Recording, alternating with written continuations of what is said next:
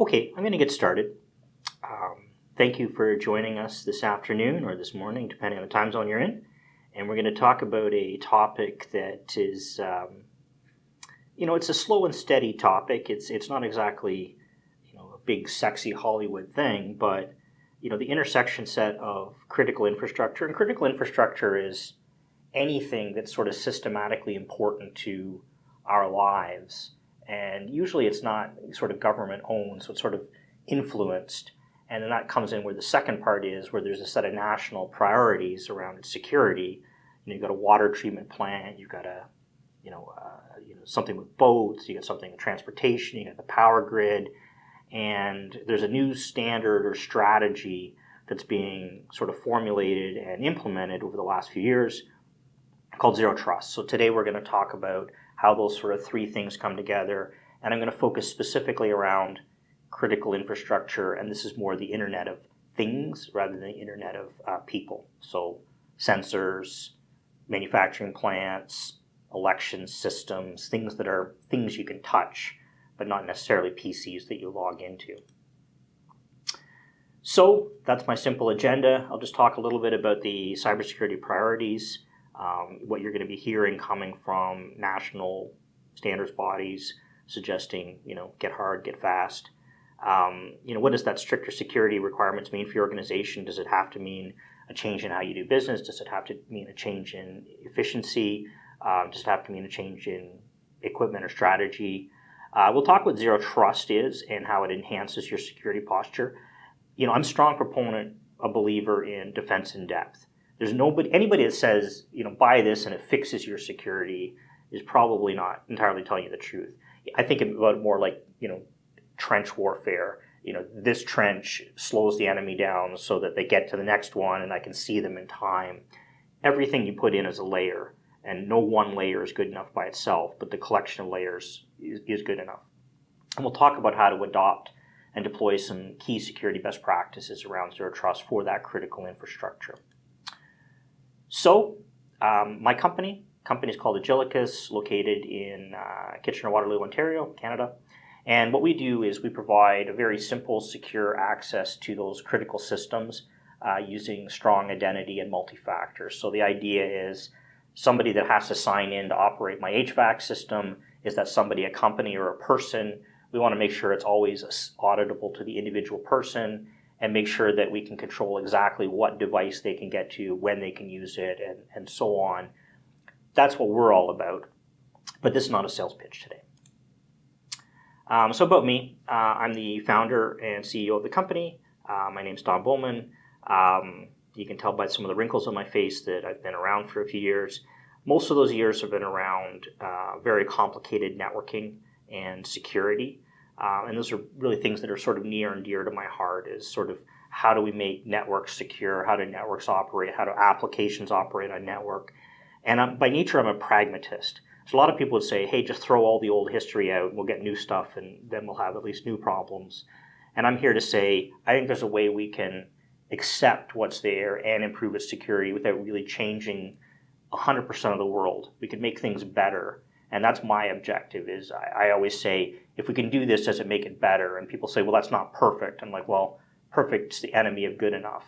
So what we're here today is to talk about a next step in good enough for industrial control systems, critical infrastructure, operational technology, with respect to where our national priorities are with respect to Zero Trust. So, when it comes right down to it, there's really sort of three things that you need to be able to achieve to secure your critical infrastructure. And the first is around segmentation, so making sure that it isn't just one big network. And the reason for that is something called lateral network traversal.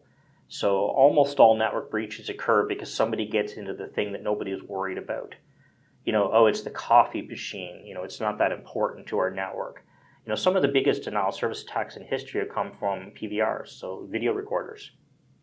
The Mirai botnet of a few years ago was delivering terabits of denial of service attack, and it came out of really unprotected consumer cameras and video recorders. So the idea about your critical infrastructure system, what you want to talk about is, how well segmented is it? In a zero trust world, which is what I'm going to espouse today, you have perfect microsegmentation.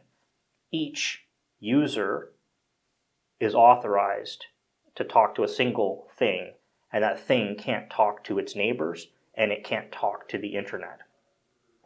If you achieve that, then you've achieved really good security, because now your blast radius is reduced if the user does something wrong with their laptop, or if that machine gets compromised by somebody plugging a USB into it locally or something of that nature. You've got a little controlled explosion in one area rather than a big rippling wave through your universe. And that's one of the things we want to talk about with Defense in Depth is, how do I get better visibility, observe when something bad's happened, keep that bad thing in one area while we get some time to sort of deal with it. The second thing you want to really think about is multi-factor authentication. I'm a huge proponent of this. I think by this stage I'm preaching to the choir. Hello, choir. But you want multi-factor authentication on everything. And there's just too many companies I talk to that view this as a chore to be minimized. They're like, the stupid insurance company is forcing me to have multi-factor on critically important administrative things for remote access. So I'm going to define that to be something that nobody cares about, really. I'm just going to define it to be so narrow that it makes no effect. I go the other way around. I'm like, look, if it's important enough to use, it's important enough to have multi-factor on it, because that's how the attacker is going to get in. They're going to get in through that weak thing and then go sideways. There's a lot of attacks out there in the consumer world where somebody gets a hold of somebody else's Facebook page and then they post this thing about, I've been in an accident in a remote and mom, can you send money? And you just sort of use a little bit of trust and lever it up. So, for critical infrastructure, we need simple, secure firewalls that are identity-based, user-based, not port-based. And they have multi-factor and they implement that least privileged access. And that means you can get really good auditing. And your auditing is going to be really important later, because with Defense in Depth, we're making the assumption that eventually they're going to get in. And now we want to know, it's not a question of if they got in, it's a question of where they got in and how far they went. And what are we going to do about it next time? That's why you really want that fine-grained. The more segmented you are, the more auditing you have, the more the auditing is a person rather than an IP and a port, the easier it is to get there. And then the last item on your critical infrastructure security requirements is you really want dedicated systems separate for administrative use. So a common problem is that your most trusted people have the most trusted permissions, have the most trusted systems, and also they use your most important things, and then something wanders through them. So you really want to get your critical infrastructure systems off the public internet and isolated. Doesn't mean you can't use remote access to them. COVID has taught us that everything needs to work remotely. Security has taught us that remote increases our attack surface. So those two things, we got to learn both lessons at the same time. So if we talk about our current cyber threat environment, I don't need to tell you that bad people are doing bad things to good systems. And ransomware continues to be the king of the hill. Maybe crypto is becoming a little harder for them to do payment processing, etc. But ransomware was around before crypto, and it'll be around after it. And it's one of the easiest ways to make money from you. And ironically, I think if you get a ransomware attack, you're actually lucky. And the reason I say that is their motivation is relatively pure. It's money. Would you rather have somebody in your network that wants your cash or something else? Your cash is much easier to replace.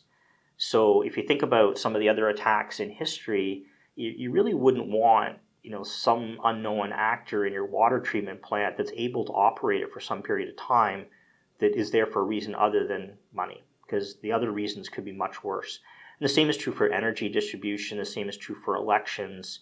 So you don't want any attack, but if you do get an attack, this might be the one that is got the most body of knowledge of what to do around it. Restore from backup or pay them or both or whatever. Phishing remains how malware is predominantly spread. The human factor, I give you some piece of information and ask you to act on it, and you're inside your secure enclave. So a lot of people say to me, look, I got a perfect firewall. I don't need any security internally. My firewall, I spent a lot of money on it. And I say, do you have a laptop inside the firewall? Yeah. Do you have a browser on it? Yeah. Do you have email on it? Yeah. It's inside your firewall? Yeah. I'm like, okay, if I send you a link, I can convince you to do something that's going to act inside your firewall. People say it's impossible, but there was a set of DNS changer malware that came out a few years ago, and it attacked home routers. And what I did is I encouraged you to click on a link, and that link, which is inside your building, is able to go directly to this other thing inside your building, which I guessed its existence. And I'm going to guess any of you that operate critical infrastructure, you have some woefully unsecure thing on that internal network. And you might view it as not that important. Well, it's not accessible to the internet. It's only inside the VPN or inside the building. And it's my HMI, it's my human machine interface. And all it's really doing is showing the state of the plant. You know, if I can get to your desktop, and if it can get there, it's a bad thing, going back to that segmentation.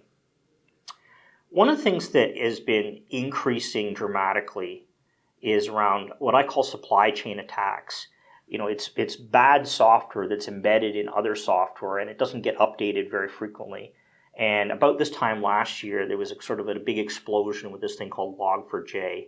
And probably some of the people on the call, probably their teams worked fairly hard to get some improvement made there. And they probably have some exposure still. They probably have some known exposure, but they probably have some unknown exposure. You know, so for example, you might have a projector, a smart projector might run Java with Log4j, which means there's a way to get into the thing. Where it really scared a lot of people was logging systems. So you would end up, I would convince you to go to some website and all of your web traffic is logged. And in the headers, I would put this magic string, which meant your logging machine would then become compromised. And this is kind of a bad thing. So the cyber threat environment that's driving this idea of a very fine-grained microsegmentation, zero trust, which we're leading up to, is really driven by the current and future threat environment. Now, for people operating critical infrastructure, you get the luxury of having to worry both about financially motivated criminals and geopolitically motivated criminals. And the latter category, they're a bit tougher. They got deeper pockets. There's less repercussions for them. There isn't Interpol out looking to arrest them. And they are trying not to get caught. It's not like they're trying to get in and pay me 5 Bitcoin. They're trying to get in and stay in. And they are able to access other information about your team and your staff that helps in that spear phishing. And one of the things that I think that is really driving, my discussion today, and also a lot of the thinking out there, people are waking up to the critical infrastructure, the industrial control systems. They're in there for the long haul. When people buy a completely engineered something and bolt it to the wall of their building, they're going to be operating that for 15, 20 years. And, you think that Patch Tuesday is a nuisance on Microsoft. The opposite here is these things don't get patched for their life. And the entire ecosystem they're in is completely locked down. You end up with, people are worried the PLC programming software requires this version of this version of this version, and it was delivered on this hardware. That's what you got to run.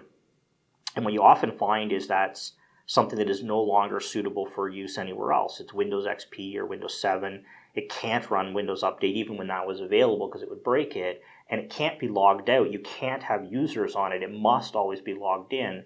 And suddenly you have, we're doing remote maintenance. This company supports me. They got a team that's rotating through over time. I've worked with 5 or 6 different people. Some of them are no longer with the company. And all of them, I've given some access to this system.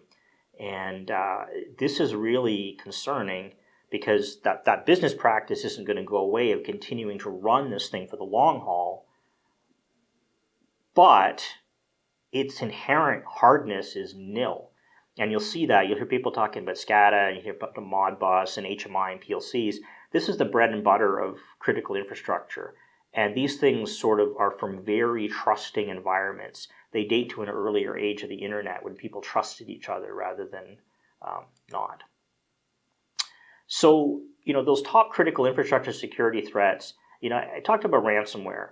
It is a real threat, even if it doesn't take down the critical infrastructure, but it takes down the stuff around it, like your alarm management system. When there's a problem, what do? Well, I send an email out to this distribution list. Well, your email's down. Uh-oh, we didn't think about that. What's my backup plan?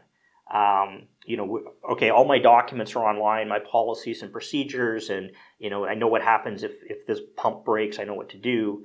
Okay, well, that system's down. uh-oh, I only thought of my wiki. I didn't think of it being unavailable for a week at a time. So ransomware can have a pretty big impact there. Denial of service.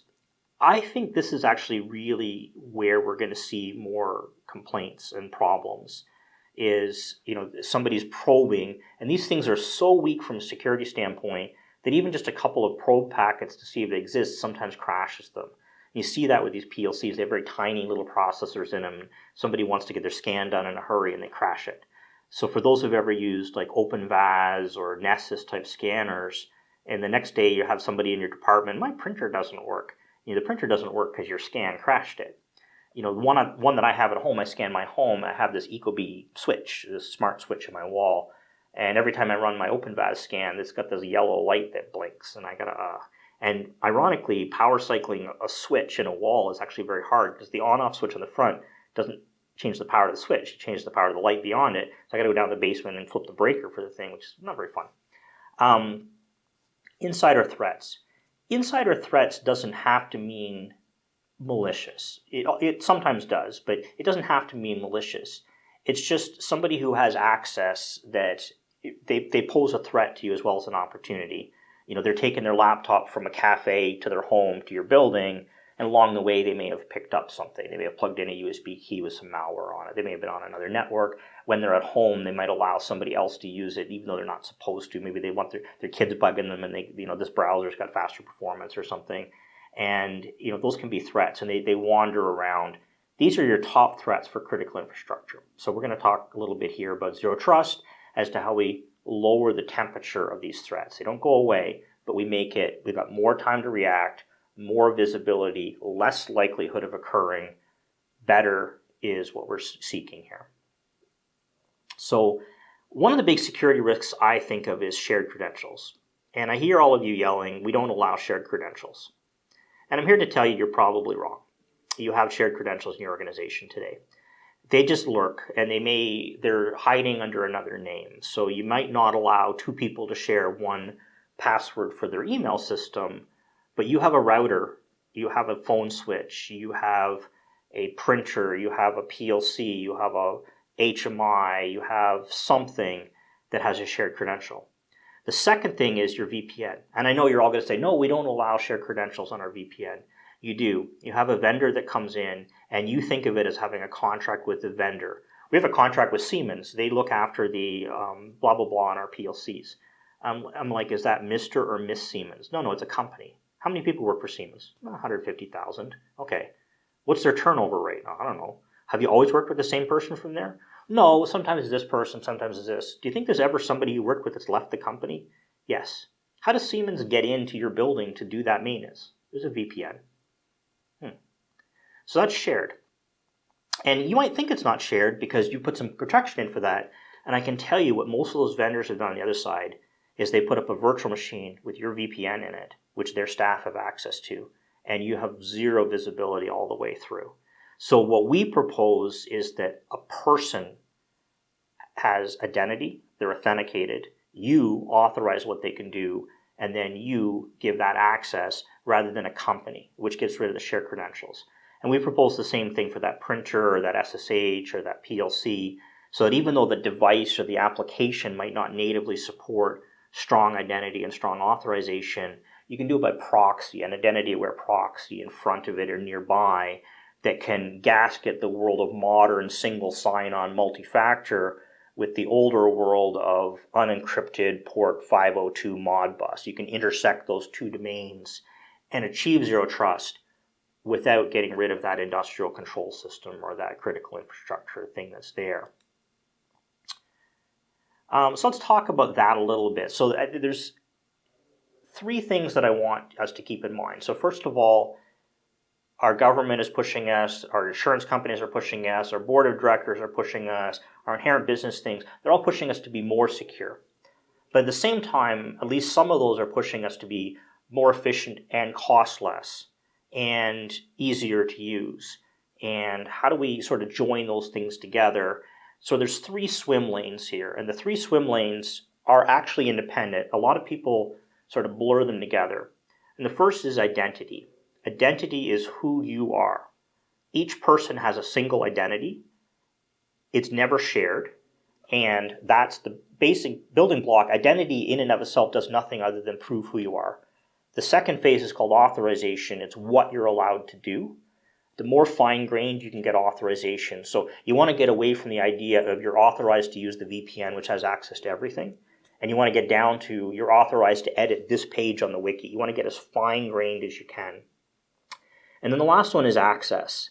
So coming back to access, you want to behave as if all of your critical infrastructure resources are not publicly available on the internet, but then you also want to behave as if they are. Your users want to click and go from their mobile phone with no VPN and be on that device because they want to be efficient. Mean time to repair go down, but you don't want bad scanners finding these things. You don't want Shodan finding it and somebody going on that search engine, etc. So how do you gasket these together? And that's what our solution is all about. So what Zero Trust really is that idea of that real-time monitoring, who's doing what. It's that user resource segmentation. So everything is a pair. It's who the person is and what's the thing they're accessing it intersected with the authorization. So rather than user has access to VPN, which has access to everything, it's user has access to that router. And you want to be able to make that as fine-grained as you can, ideally read-only, read-write. Sometimes it's role-based within it, etc. But that's doing that with a proxy in the middle is the approach that I'm proposing. So, we've talked a little bit about national perspectives. The United States government has really invested very heavily in this in the last few years. So for those who aren't familiar, the U.S. National Institute of Standards Technology has a ton of standards available, and they're very well written. But the sort of the Bible for this space is the Zero Trust Architecture, SP 800-207. And it is an architecture. It's not a standard that you can implement and test that you've implemented. Instead, it's a set of philosophies and best practices. And I'm really doing a disservice by boiling it down to that simple thing. But simply put, Zero Trust is about not placing any trust in how you got there or the machine you're on or the network you're on. It's about saying, just because you're inside my building with a local IP doesn't mean you're trusted. You want to treat every connection as if it was coming from the most hostile environment and therefore force the user to prove who they are and run through the authorization before you do something. So rather than VPN into the control network and have access, or VPN to the jump box and have access to everything, instead, user, who, what, how. And that's what Zero Trust is all about. And that set of standards is fairly accessible for the average person to read. It's also the national standard in Canada. You're going to see the CIO Strategy Council, the Government of Canada. That's their approach that they're heading down with their own internal IT. That's the approach they're recommending for critical infrastructure. There's legislation pending in Canada that would see the federal government able to regulate certain industries, which previously it hasn't, around security. And you're going to see that Zero Trust is a core tenet of that suggestion there. And you're going to see that the U.S. federal and states governments have mandated this literally everywhere, national defense and payments and so on. And every one of them, the current and previous president, there was an executive order requiring them to come up with their plan. A lot of investment in this area. It sounds like the kind of thing that only a big bank or a government can do. I'm here to say that's not true. I'm here to say that this can fit. We've had a lot of success with small Canadian municipalities and small manufacturing.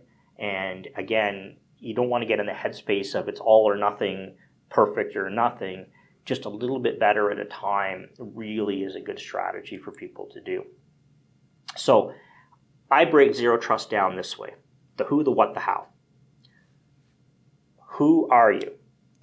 Every person that you work with has an online identity. They might not understand that it's an identity. A lot of people confuse email addresses with identity. But every person you work with can use single sign-on with either the Microsoft ecosystem, Azure, Office 365, or the Google ecosystem, G Suite, Workplace, Gmail. That single sign-on is the first thing you want to get right. I strongly believe you should not create new credentials for people, particularly when you're working with an external vendor. Coming back to phishing occurs on the sign-in page. If we can make the sign-in page look the same for all of our apps, the same HTML, the same URL, the same colors, the same experience, it's much easier to train our staff to recognize a phishing attempt. So if everything is single sign-on with no password, then that one thing that's trying to attack me is going to stand out like a sore thumb. So what we recommend doing is your team has an identity provider. It's going to be Microsoft or Google, depending on your company. Most of your partners have made the same or similar choices. So back to my earlier example, I'm a big manufacturing company. I use Office 365 and Azure internally, and all of my employees can single sign on through that. And then I've contracted a certain set of maintenance to company A. They also have made the same choice. They have Azure. I've contracted some to company B. They use Google Workplace. And then I have a set of individual contributors that I work with as consultants. All of those people already have a natural identity. What you can do with our product is just federate that in and say, I will accept user A from company B's identity system. There's no config. They don't have to go and configure it. It's what's called a multi-tenant implementation in both Google and Azure. So it's just as simple as just saying their email address, I'm willing to trust. Now, what does trust mean in a zero trust framework? Well, it means nothing. So that's the who problem. So what you're prepared to say is that identity provider can attest properly who they are, but I need to own what they're allowed to do. That's what my bread and butter is. I own the thing, therefore I own what you can do. I'm not giving Google permission to say who can use something in my network for sure. Centralized authorization, fine-grained authorization. So user Don at 2 p.m. to 4 p.m. on Monday is able to access PLC 19 read-only. That's what we're trying to get to. And then you roll that out. I can now sign in with we use Google Workplace here. I can sign in Don as Agilicus. It'll be the same single sign-on I always see. You can force a second factor there. You can either accept the one that they have or you can force one on. We propose WebAuthn as a set of standards. It's really good biometrics. Your phone just chirps, you click, you look, you fingerprint, but you can use a YubiKey or a code-based generator as you wish. But that's the key is now you know who the person is with that second factor and you've controlled what they can do. And then the last part is the how. So the who, the what, now we get the how. How do I get you to that thing? I don't think the right answer is a VPN. The VPN, it pollutes the routing space, it breaks other stuff. Nobody wants to install a VPN on their laptop. That support company can't. You know, that partner of yours that works with you, they work with 10 other companies. You've all got different VPN choices. Their laptop only lets them have one installed. That's why they went to that VM that they didn't tell you about, that they're coming into your machine through remote desktop on. The how problem. Our system is an outbound only connection. There's no inbound. It doesn't show up on Nmap. It doesn't show up on Shodan. And then every single connection is individually policed through that authorization engine. This allows you to work even with systems that are behind very restrictive firewalls or network address translation. Some cases it's remote. We've had a lot of success with Starlink. Starlink is NAT. There's no way to come inbound. This just works. You know, that factory, you can say, I can now access these things, but there's still no inbound access. That NIST set of standards talks about how hosts are allowed to straddle networks and when they're allowed and so on. And that's what you're achieving. So zero trust, a lot of standards, a lot of talk, you know, it seems very complicated. When the rubber hits the road, it's about who, what, and how. If who, what, and how are individually set up for each resource and user pair, then you have zero trust. It's that simple. So in your traditional VPN, this is what would happen is, you know, the VPN is sort of a big on-off switch. It's like being led into the building with a pass. And you might only supposed to be in one area, but all the other stuff's available to you. And, you know, everybody likes to think about the encryption strength of their VPN, which is very strong. You know, it's got all these, you know, elliptical curve cryptography and yada, yada, yada. But what it really is it's just a long Ethernet cable. And once you're in that building, I can spearfish you. And I can convince you to talk to something you shouldn't. And that malware that's on your PC is now part of that network. And that share, I mount that share. And this is how ransomware spreads because the networks are all one rather than a set of islands that are still able to do what they're supposed to do with each other. Compromised credentials, those shared credentials that I know you have, a stolen device, etc., the VPN is not able to do very much about that. So in my proposed model, we pretend every resource looks as if it's on the public internet. Every single resource has its own host name. its own SSL certificate, etc., and it's going to have its own audit trail. So instead of them all being beside each other and able to talk to each other, they're all as if they were in their own little pod, and they can't get to each other. And you can get to them without turning on a VPN. But just because you have access to one doesn't mean you have access to another. And that means that when you get compromised, because you will, the compromiser is only going to have access to the things you were accessing at the time of the compromise, not even the other ones that you might have been able to get to. That's something called an access token. So the step one is identity. So you're going to be challenged to prove who you are. You're going to do that using your existing enterprise single sign-on. Once you've proven who you are, we're going to run through the authorization management. What are you allowed to do? Is what you're proposing to do orthogonal? Is it aligned with what you're allowed? And then the last thing is now just you see that thing. So some things are just web-based. So let's say that you've got a beautiful little dashboard with some control knobs on it, and you just want to be able to use that from your tablet. It's a great solution. You can get access to that one thing and nothing else. Boom. Let's say it's a bit more complicated, is programming a PLC. That can be done as well. There's a facilitator that helps you launch that executable on an older operating system to get there. Let's assume it's SSH or remote desktop or VNC or a share. There's a method for each of these, but effectively each resource, each individually permissioned thing has a set of rules as to who can do what, and we have a strong way of knowing who without introducing a new way of doing who, which helps us with the spear phishing. So at this stage, I'm going to do a very, very short demonstration of what I propose, and then we'll wrap up. So just 1 second. I will share. And we'll share the entire screen down there. So I think you can see that now. Just to make the demo a little bit quick, I'm already logged in the first part. We'll show you one thing, and then I'll show you the login experience for another.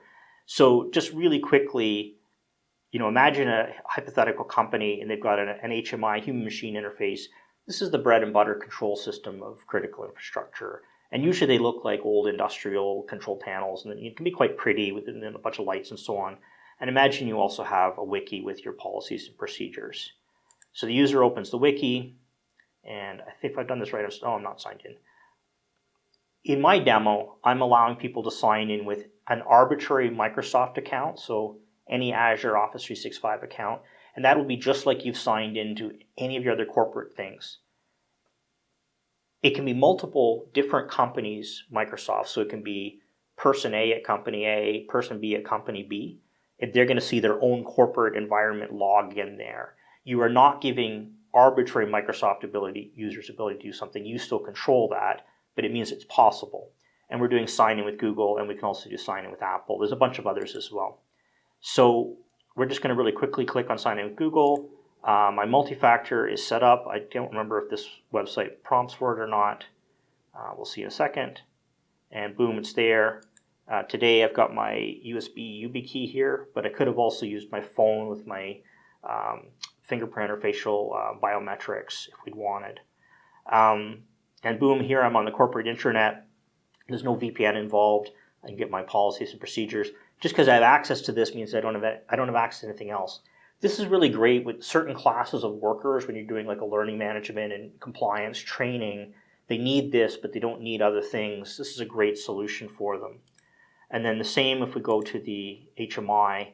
This HMI is, I've got it set not for single sign-on, so it forces me again. I'm going in the same way. I'm going to go in with my Google ID and prompt it again for my biometric. And boom, we're there. And now you can see and control whatever this control system is. So in this particular case, it's a water treatment plant, and you can go and change some temperatures and do whatever you want. This could be very fine-grained. I could say this user is not able to change, in which case that would have been blocked. We could have simply, some things can't be mapped into that environment. Some things have to be a remote desktop, and boom, it's a remote desktop because the googly eyes go. And I was just there. Because I'm already signed in, there was no additional sign in there. We could also do SSH and just SSH into something, or a share, see the file system that's on the device. Because each of these is individually controlled, I don't worry too much about somebody having access to one thing and therefore continuing to go sideways. So that's what Zero Trust is all about, is leveraging those investments we've made in identity, strong identity, whether your company calls it enterprise sign-on or single sign-on or Office 365 or G Suite. That's what we're talking about. You've already got those investments done. And there's no more work to be done. That there's a standard protocol for integrating with these. It's pre-integrated. It's really quite simple. And now what we're talking about is bringing the unloved applications into that world. We did the heavy lifting and we got the ERP and SAP and email in. And now we're talking about all the stuff in the corner that looks industrial and is kind of dusty and nobody's touched in a while, but is a ticking time bomb. So how do we step into that Zero Trust architecture? Those national initiatives are telling me that I need to do it faster. My insurance company is saying you need multi-factor on things. You've gone and talked to the PLC manufacturer and they say, well, we don't even support a single factor. There's no password on the thing. What does it mean to have a second factor? And you're like, oh, so what do I do now? Instead of trying to define it out of scope, which is basically the ostrich strategy. I'll get my insurance renewed by defining everything in the back half of the building as not IT. Done, right? But that risk still exists for your company, whether you've insured it or not. So that's really what we're talking about here, is recognizing that we work with a diverse workforce. That workforce often works for companies other than our own, but they have legitimate identity providers of their own. We have the need to do fine-grained, we need to control authorization. We can't let somebody else do that. And that needs to be very fine-grained. It's not just a VPN on-off strategy. And we need to be able to get access to those very simple things. And they range from PLCs and printers and phone switches and routers and wikis and so on. They have a wide gamut. And just doing a little bit of that problem domain still has value that delivers to our shareholders and everyone else that's in the risk environment for us. And that's what it's all about, is that single unified identity with multi-factor, great microsegmentation, fine-grained authorization, and really simple, seamless access for that user, because you need them to adopt the tools. So with that, if there are any questions, I will be happy to discuss. And thank you so much for those that were on the webinar today. This will be made available as a video on our YouTube, and we have a lot of other stuff on the YouTube channel. And if you just want to reach out afterwards, even unrelated questions, if you have a difference of opinion, you're welcome to voice it. I'd love to hear. Some people have rules that regulate their industry that are a little bit difficult for me to gloss over in a 20-minute webinar, but I like to learn about them. There's some case studies online about how we've done this with we've had a lot of success with water treatment plants and with energy systems.